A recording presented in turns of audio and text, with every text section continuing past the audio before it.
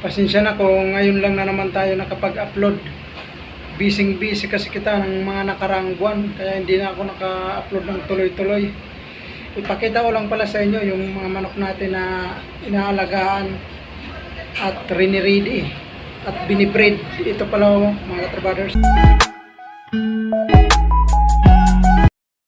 Yung gold natin, pinapabara ko natin sa mayahin natin na babae.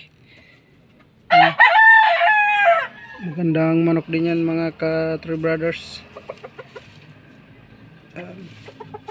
Lilimlim na pala yung kanyan, binabarakuhan. Magandang sukat yan, nasa high station yung manok na to, yung taas nya. Talagang sulit na sulit yung bloodline yan pag talagang maganda ang kakalabasan yan. Mayahin versus gold, yun ang ating pinapabarako. Titingnan natin kung ano ang resulta ng mga anak niyan. Punta naman tayo dito sa iba. Ito na yung double sweater natin na pinakita ko sa inyo ng nakaraan. Kaya ako naman to tinawag na double sweater dahil dubli-dubli na yung dugo ng sweater dito sa ating manok na pinapakita ko sa inyo ngayon.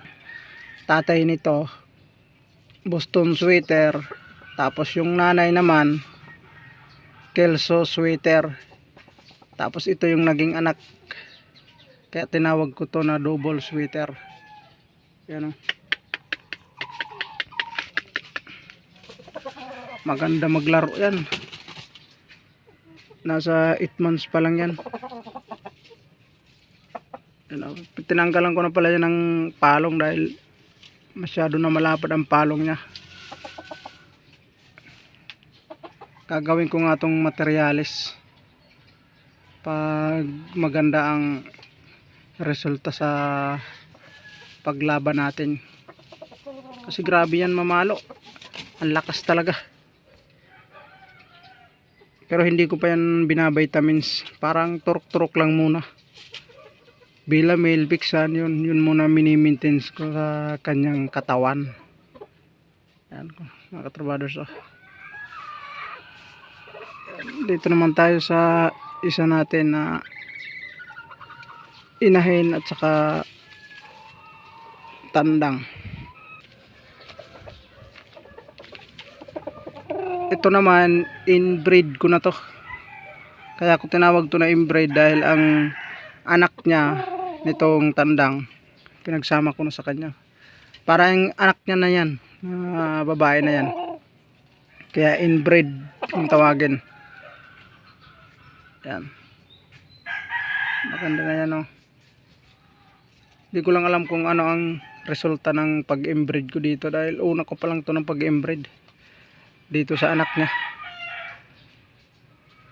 Kasi yung iba naman, kasi ewan ko yung sa iba na mga katulad ko na nagbe-breed din, kung maganda ba ang resulta ng inbreed. Dahil ang nanay nito, nagkasakit yung nanay niyan, tapos kasamang palad na matay siya, kaya nakatira tayo ng dalawang inahin. Ito na yung anak niya, kaya ibinalik ko siya sa tatay, kaya ko tinawag na inbreed. Pero hindi ko pa alam kung ano nga ang magiging resulta sa pag-inbreed ko, kung maganda nga talaga. Yan. Ito kapatid to nang ipinakita ko kanina na lalaki, sabi ko grabe mamalo. Yan. Ito yung tatay niya.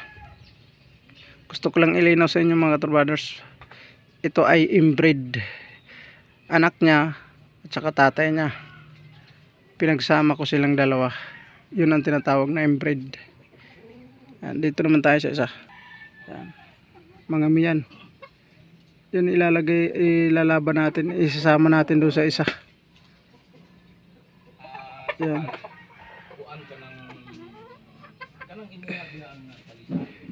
Yan, maganda rin yung maglaro, nakaisang panalo na rin yan.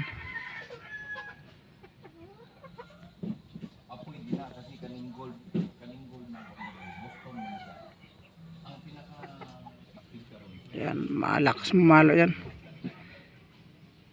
Yan ang tatuhits natin sa Del Monte. Ganda ng sukat yan, ha. Yan. May sapatos pa siya, oh, para iwas tibak.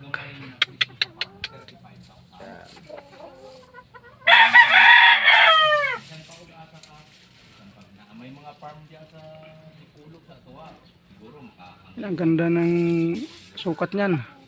Pinakita ko kanina na ito pala yung isama natin sa pinakita ko kanina na malaki. Yan.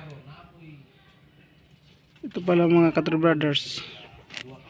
May tahid pala to sa harap. Isusubok ko lang ito paglaban. Malay mo makalusot siya.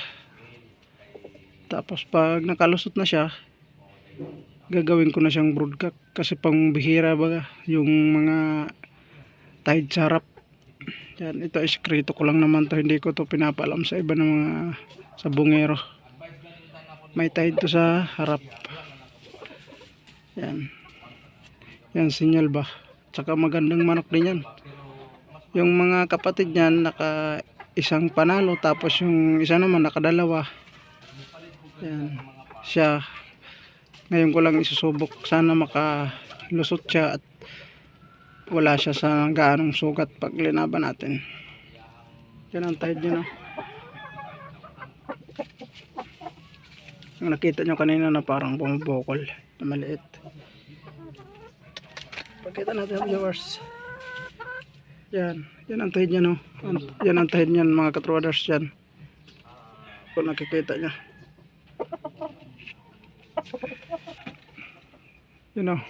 Yung tahid niya yan mga Katro Brothers. Sana swertehin siya pag linaban natin, makabalik pa siya na ligtas.